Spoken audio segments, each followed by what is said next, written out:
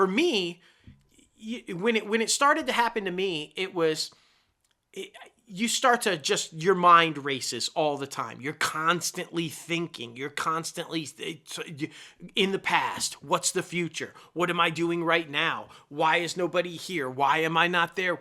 And you start to retreat inward into this like very dark place in your mind that you can't get out of. And it's like, it's for me. It always felt like there was someone else there, like just egging it, like, well, why are you not going out? Why are you not doing this? Why haven't you moved yet? Why is this? And almost the antagonist, driving you to that point where you kind of lose it a little bit. And I think that's the danger, right? Or this conversation could go anywhere, and that's the beauty of this podcast. Anything that has to deal with mental health is on the table worth the conversation. I say all the time that I believe that people are inherently good. The way to look at everything is always, the glass is half full. This conversation is so helpful, I feel like, to Logan, who's about to marry my daughter, and who my daughter came up in that situation, right?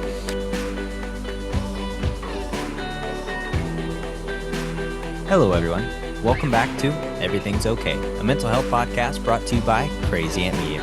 As always, I'm joined by my father-in-law and co-host Dustin, and today we'll be talking about isolation.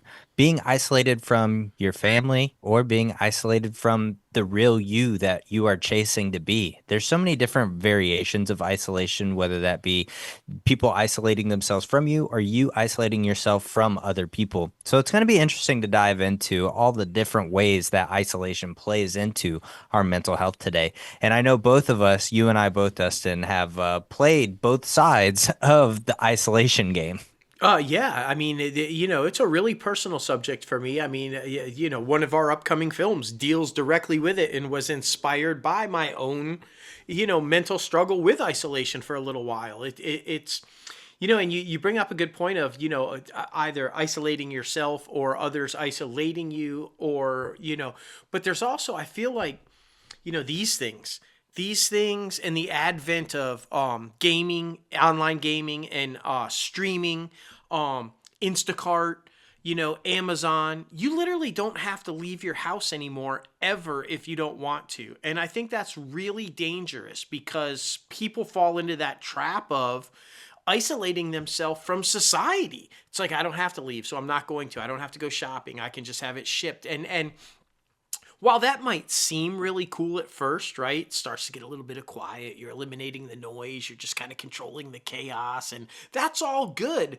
But what you don't realize is that it's good for a while, but you need interaction. You need people. And you can start to retreat into a very dark hole without that interaction. And so that's kind of like what I'm excited to talk about today. Excited, maybe not the right word, but it is kind of dangerous when you start to retreat back into that hole of isolation because, one of the things we can talk about at the top here is that you don't always see it coming. It does seem very quiet and peaceful, and you don't have to deal with the drama and all the and you're like really excited about it at first, right? Yeah, most definitely. Because there is for me specifically, I need alone time. I mean, over the last 3-4 months, I've changed the day job to where Emily and I have the exact same schedule. Basically, we're off on weekends, but we're still trying to navigate us also doing things independently and being in our own space. And what I've come to realize is I need alone time more than she does. And this last weekend, it was Mardi Gras weekend and freaking parades Friday, Saturday, even possibly Sunday. But I was like, no, Sunday, you can go out, do whatever. We got our tax refund, go out, have some fun, do whatever. But I need to stay home. I need to be in my little sanctuary, my little bubble, and freaking watch some movies, catch up on some shows, because that's my reset button to be able to, I don't want to say isolate myself like that, but the alone time. But I mean, it is a very fine line between isolating yourself and alone time, because once you isolate yourself to where you don't want to be around anyone ever.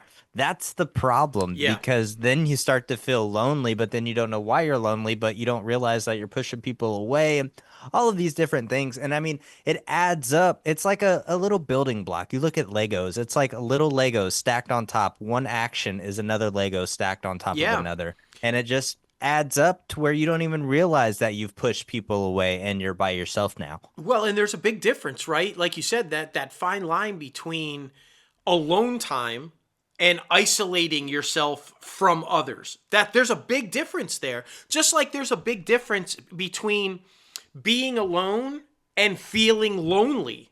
Those are Mm. two entirely different things.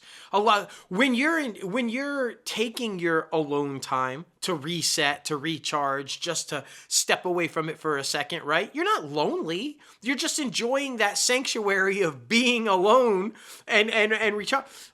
Feeling lonely, being lonely is a mental health aspect to where you're not being seen, not feeling seen or feeling heard, and it seems like everybody doesn't acknowledge what's going on with you or in your life or care where you're at or what you're doing, and there's a very big difference between that alone time and feeling lonely. And I feel like the the danger in isolating yourself and falling prey to not going out in society and not interacting with people is it leads to that loneliness. It doesn't lead to the alone time, it leads to the loneliness. And that's the danger in the mental health aspect of it, because for me, when it started to happen to me, it was you start to just, your mind races all the time. You're constantly thinking. You're constantly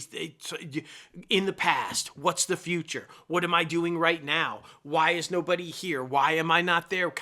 And you start to retreat inward into this like very dark place in your mind that you can't get out of.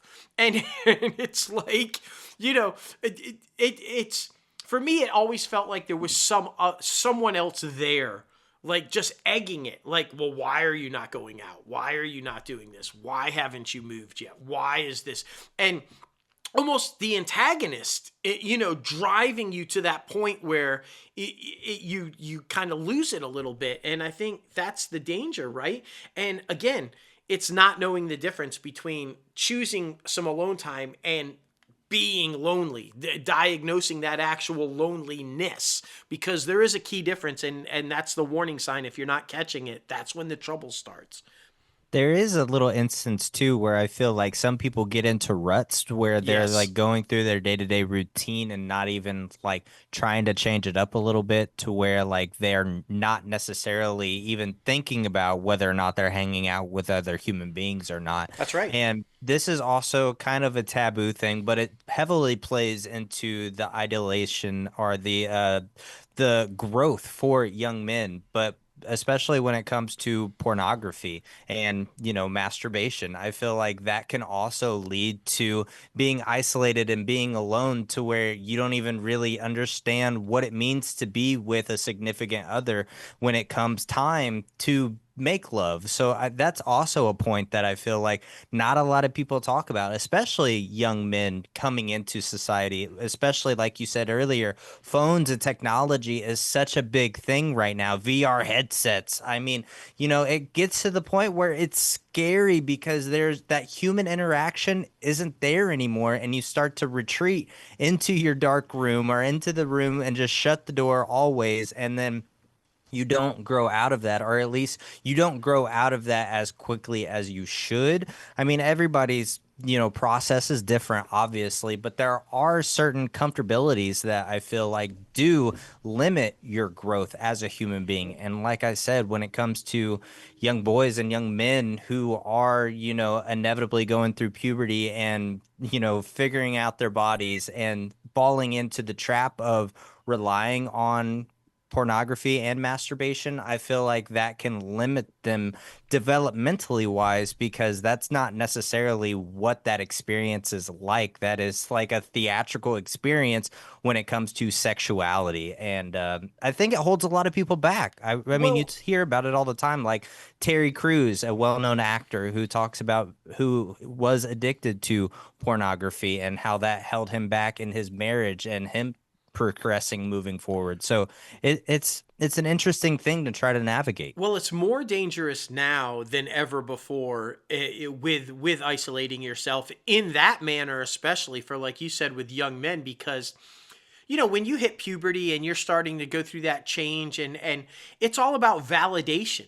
Mm. You want someone to validate your feelings. You want to be told that you are good looking. You want to be told that you are a special man or a special this, or things that lead to the romance, right? And in the day and age of AI and artificial, beings, literally, I mean, you can create porn people specifically for you to do whatever you want and say whatever you want to you. And it's such a dangerous slope for young men to go down that path where they're being validated or having their feelings stroked by something that isn't even real. I mean, how often are we seeing in the news reports people falling in love with AI characters? And I mean, and then when they're trying to be acclimated back into society away from that isolation, they don't know even how to function, and let alone have a working relationship, romantic or not. Or that's terrifying. And there's some warning signs, like honestly, and for that transition for young men and women and even adults, if you start to notice that somebody would rather stay home than go out and do things, you're constantly inviting them to a party or to a parade or just even to go see a movie, and they've always got an excuse of why they can't go. Nah, I got to stay home. I got to do this. I got to do that. They start not responding to you or reaching out to you less, even though you're continuing to try to reach out to them. Those are a little bit of warning signs, and that's what isolation slowly begins to look like. It feels like independence, but not really. It feels like you're in control of the situation, but not really. You're slowly retreating into that dark place I was talking about at the top of the show. So, and I know I've been guilty of that. I don't know about you, but I did find myself in a little stretch where I was constantly being, oh, like, can you come to the wedding? Can you go with me here? You want to go to a wine table? You want to go see a movie? And I always had an excuse about why I couldn't. No, I got to stay home. Oh, I'm not feeling really well, or and it was really just because I didn't want to. I wanted to just be alone. And without even realizing, I was slipping down that very hole that we're trying to talk and warn people about now. I was slipping down that hole and not even realizing it. It's like I didn't want to be alone. I was choosing to be alone and isolate myself, and I didn't even know why. And that's the scary, right? Sometimes you don't even know why it's happening. So I mean, yeah, that's terrifying. Yeah, for me specifically, I have social anxiety. So, I Yeah. mean, it comes on in waves where, like, big crowds, we go into casinos, things like that. But I mean, it's very interesting because it doesn't always happen. But I mean, it just depends on where I'm at emotionally and how I'm able to control it.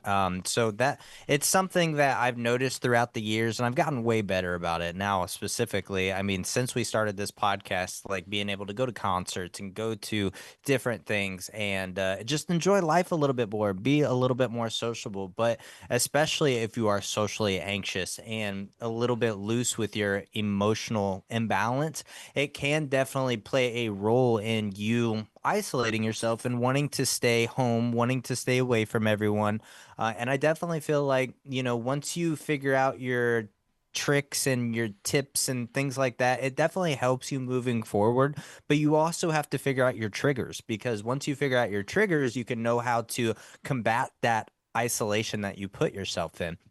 And with all of that, it is kind of a domino effect to where you start to be isolating yourself against like all of these different things. And then that leads to, like you said, the loneliness, it leads to the depression, it leads to a potential, I mean, suicidal idolizations. And that's like unstable. It's not a point that you ever want to be at. So it's important, like we've always said, to continue to check in with yourself, continue making sure that you know, you're checking all the boxes to make sure you're okay.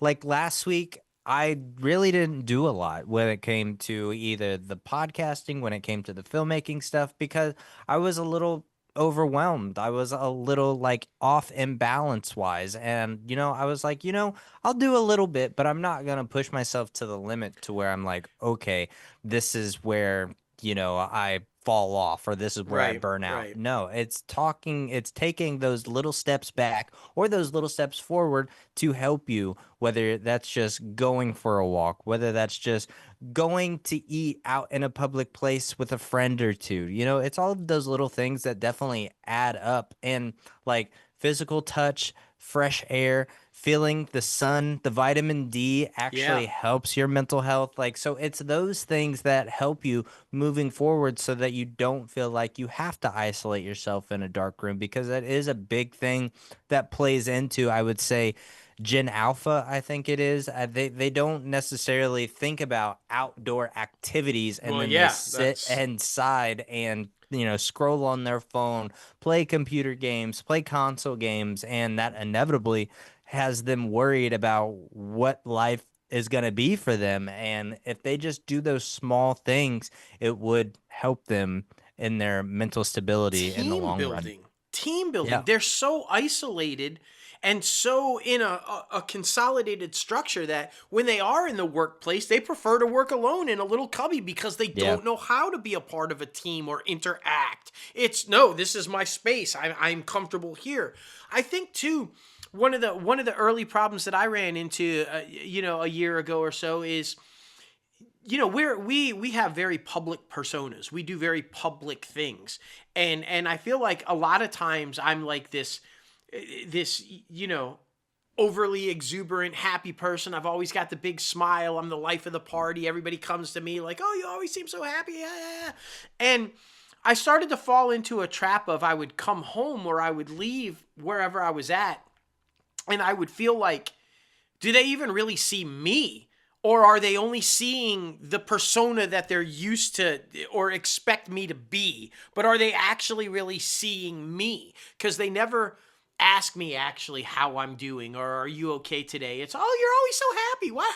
How do you always smile? They're missing, like, actually, I'm not fucking happy today. I'm this or that. And so I think, a little bit of early on, I was falling into, I would come home and isolate myself and then start to question myself about whether I was actually being seen or if I was alone even when I was in public. Because there are times, I'll be honest with you, there have been times over the last couple of years where even when I'm out in public with a bunch of people, I feel lonely. I feel like I'm alone. And that's a terrifying thought when you're surrounded by a bunch of people and you still feel alone. That's a terrifying thing. And yeah, it's just, I don't know. It's a hard balance sometimes, I think. It's a very hard balance to figure out, you know, are you comfortable in large groups of people? Do you want to be alone? Why do you want to be alone? Why are you isolating yourself? And that's the difficult balance of. And I'm glad you brought up that, you just had a little stretch there where you just didn't feel like wanting to do anything. You didn't want to work on this, you didn't want to work on that, because that's extremely important too. I talked about it at the top of the show, validation, but sometimes you do have to validate your own flatness, your own emotional, like, I just feel completely out of it today. I have no excitement, no jump, no vibe, jive, to move. And that's okay. You have to acknowledge that that is a real experience and a real thing. We all go through it. And don't let that derail you as if it's some major problem that you're having, because I think when you do that, then that starts you down that road again. Just understand that we all have those days, right? We all sometimes wake up going, not today.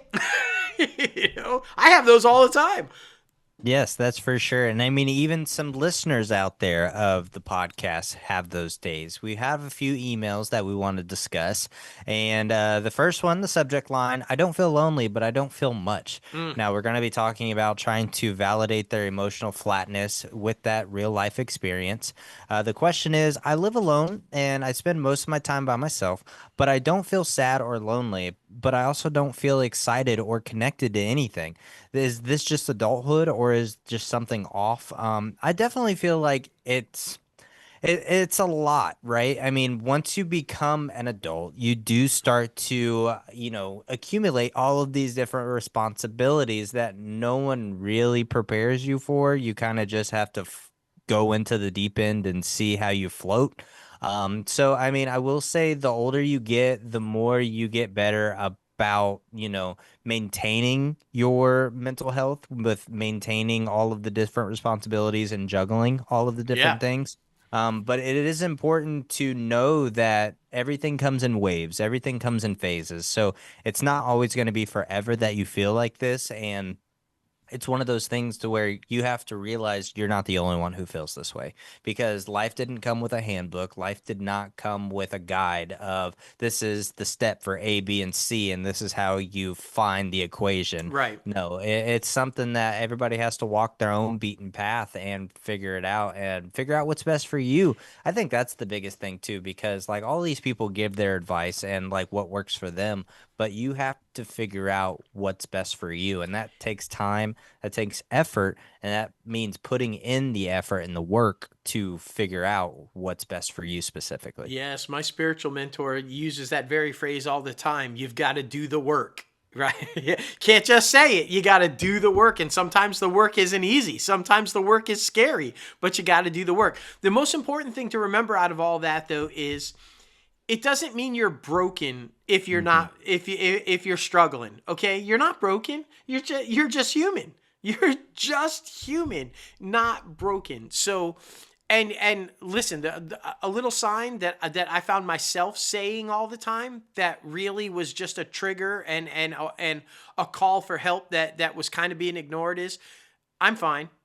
Oh, how are Mm. you today? I'm fine. I'm good. Oh, you sure? Everything okay? I'm good. If you find yourself starting to say I'm fine or I'm good a lot, you're not.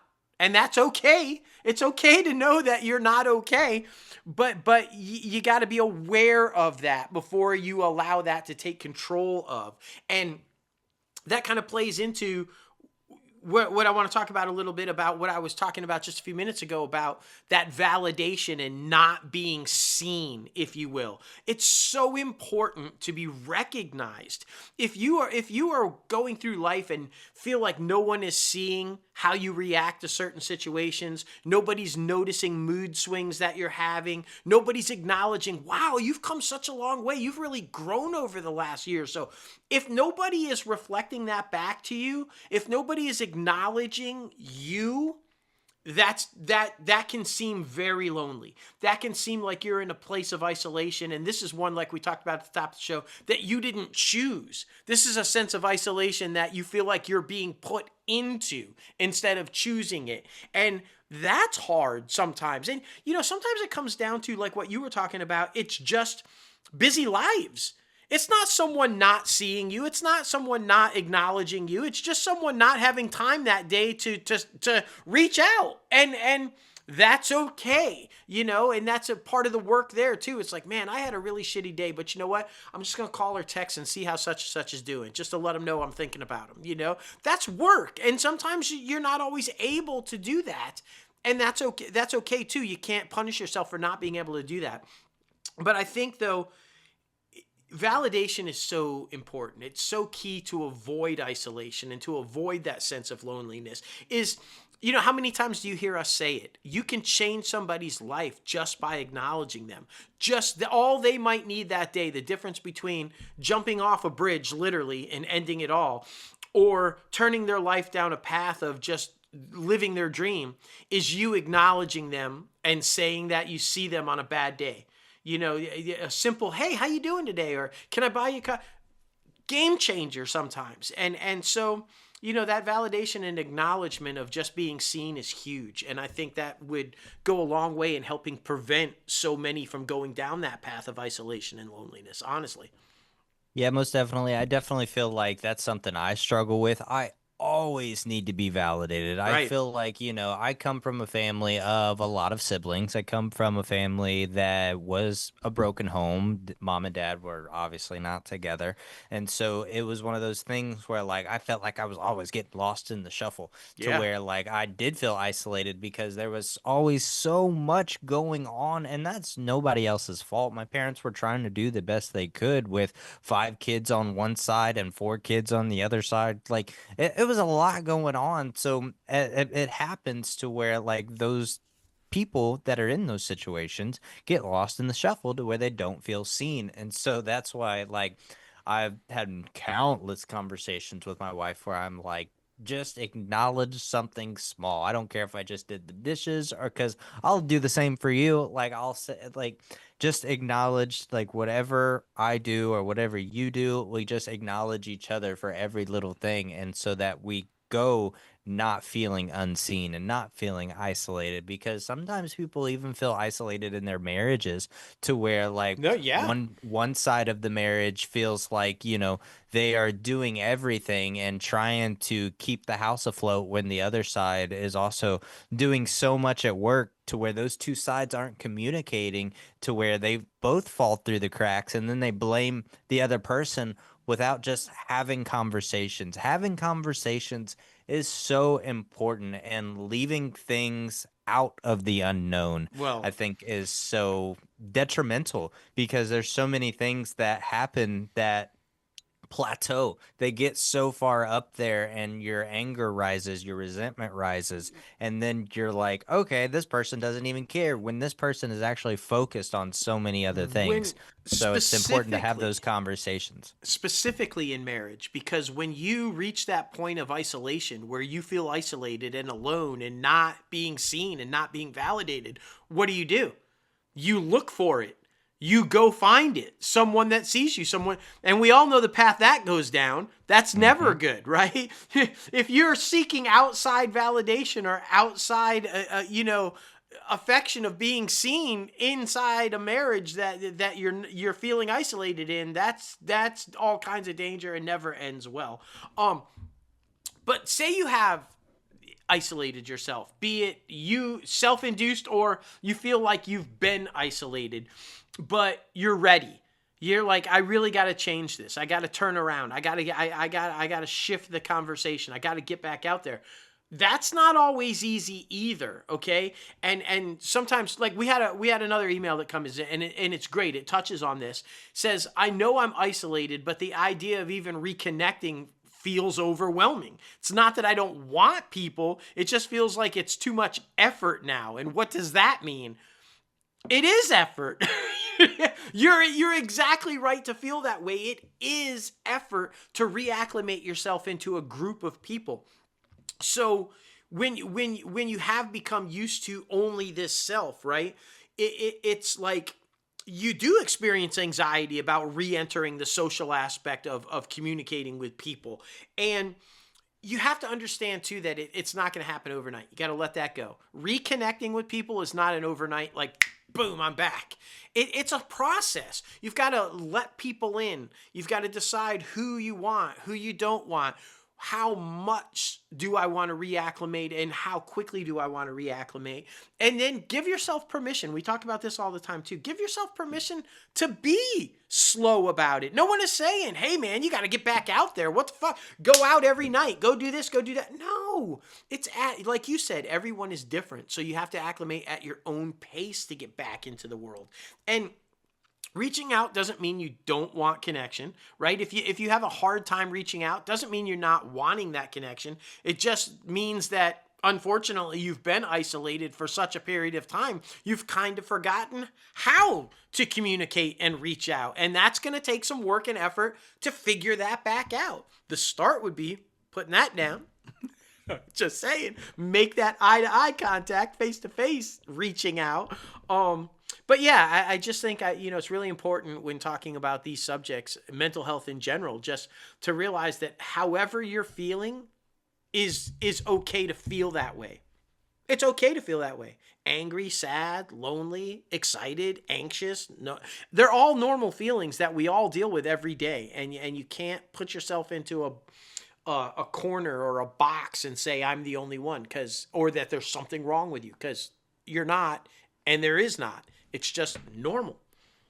Exactly. And I mean, normal is weird. Normal is exciting. Normal is Yeah. boring. Like, Yes. there, No. normal is everything. It's one of those things where you have to just figure out what your normal is, and that's okay. And practice makes perfect. I think that's the biggest thing, too. You have to be willing to put in the practice so that you can Yes. implement it, continue moving forward. And a little piece of advice, y'all, it's all practice. No, Game yeah. day, Yeah. it's just a practice. Like, I mean, it's just there. You just have to do it. You have to put in the work.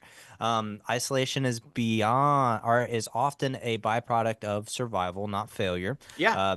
Naming it loosens its grip as well. I mean, once you say it out loud, once you recognize what's going on in your life, that helps immensely.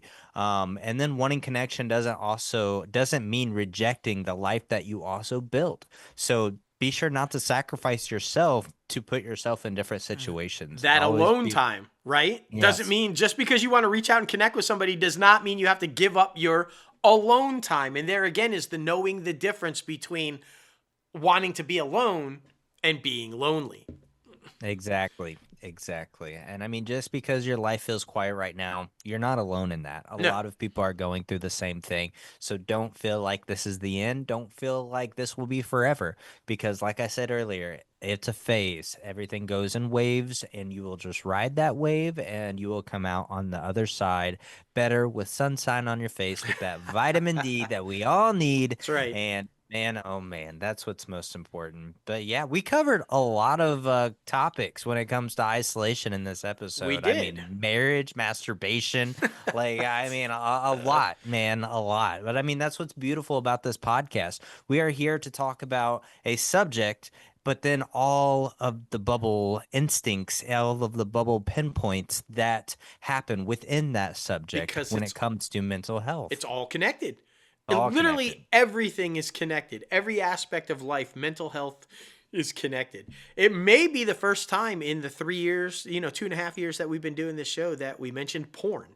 But It's true. nothing's off topic. Nothing is off the table when it comes to mental health. So be prepared. You know when you enter this conversation, nothing's off limits, and I love that. And next week or next show, yeah, every 2 weeks, guys, we do it every 2 weeks. Forget that little miss there. Our second email listener kind of brought it up, the sense of overwhelm, reacclimating, right? We're going to talk about being overwhelmed about just everything in life, the pressure cooker that we're sometimes in, which is going to be another fun conversation that will likely go off in many other different directions as well, I think. Most definitely. And as always, this podcast is for those who have ever had an uphill battle with mental health or are going through their uphill battle currently. As always, you can subscribe to this podcast. We're only on Spotify for this podcast now. Apple Podcast doesn't like us apparently, but that's fine. Be sure to like and subscribe on YouTube as well at the Crazy Ant Media YouTube channel. Yes. And then, of course, you can visit our website, www.crazyantmedia.com, where you can email us, you can look through our merchandise, and you can follow us anywhere and everywhere.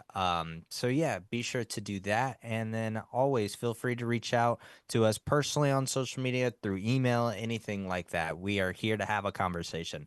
And I think that's what's beautiful about this podcast. That's what's beautiful about our company. And that's why we continue moving forward with a positive vibe in this chaos that we call the world. But it's Oh okay, boy. man. It's okay because we smile through it.